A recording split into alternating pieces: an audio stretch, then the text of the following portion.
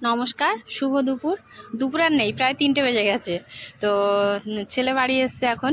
এবারে এখন আর মেয়ে এতক্ষণ খায়নি, তো এই যে ভাত বেড়ে নিয়েছি। আর আমার উনি আবার গেছে শিয়ালদায়, তো না খেয়েই চলে গেছে। মানে ততক্ষণ আমি সেন্টার থেকে বাড়ি আসিনি, সেই জন্য চলে গেছে।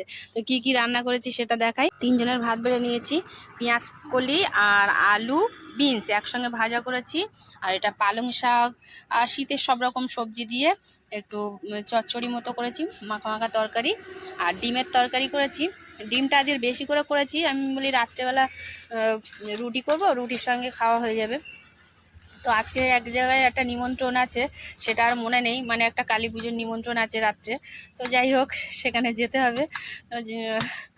যে আর একটা পাবদা মাছ ছিল, মানে পরশু দিনের। তো কেউ খাবে না মাছ, ওটা এখন আমাকেই খেতে হবে।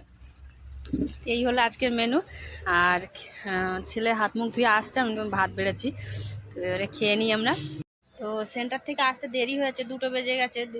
সেই জন্য ও না খেয়েই শিয়ালদায় চলে গেছে।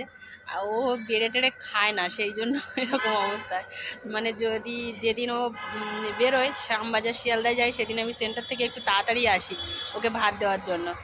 মানে না খেয়ে আনালে চলে যাবে। তো যাই হোক, শ্যামবাজার গেলে একটু অসুবিধা হয়, মানে সন্ধ্যেবেলা আসে। আর শিয়ালদায় গেলে তাড়াতাড়ি চলে আসে, এই 4টার দিকে চলে আসবে। যাই হোক, এবার আমরা খেয়ে নিই। তো এই যে মেয়েকে দিয়ে দিলাম আর ছেলেকেও দিয়ে দিলাম। আর আমি সবজি তরকারিটা আমি একটু বেশিই খাই, মানে অত আমার এইসব ভালো লাগে না। তো যাই হোক, আর ডিমের তরকারিটা মনে হচ্ছে আমি খাবো না। পেঁয়াজ কলি আলু একটু ভেজে এটা নিয়ে নিই। আর এই মাছের ঝালটা তো খেতেই হবে বাধ্য হয়ে।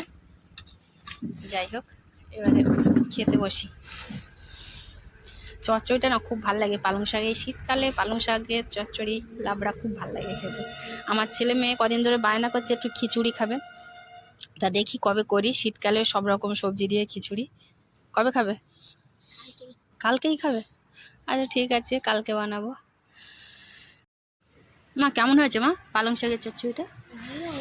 পালং শাকের তরকারিটা না দারুণ হয়েছে। মানে শিম এই পেঁয়াজ কলি ভাজা আলু ভাজা খেলাম, আর পালং শাক দিয়েই আমার সব ভাত খাওয়া হয়ে গেছে। আর ছেলেকে খাচ্ছে। তো ডিমের তরকারি তো আমার আর খেতে লাগবে না, মাছটা খেলে হয়ে যাবে। তাও ভাবছি আর একটু পালং শাক নেবো, এত ভালো লাগছে। দারুণ। সেই জন্য বলে শীতকাল, শীতকালে খেয়ে আরাম,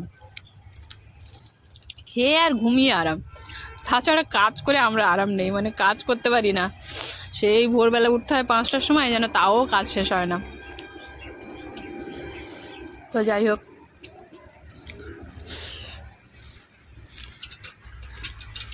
কেমন লাগছে পালং শাকের তরকারিটা? দারুণ হয়েছে না? হেবি সুন্দর হয়েছে।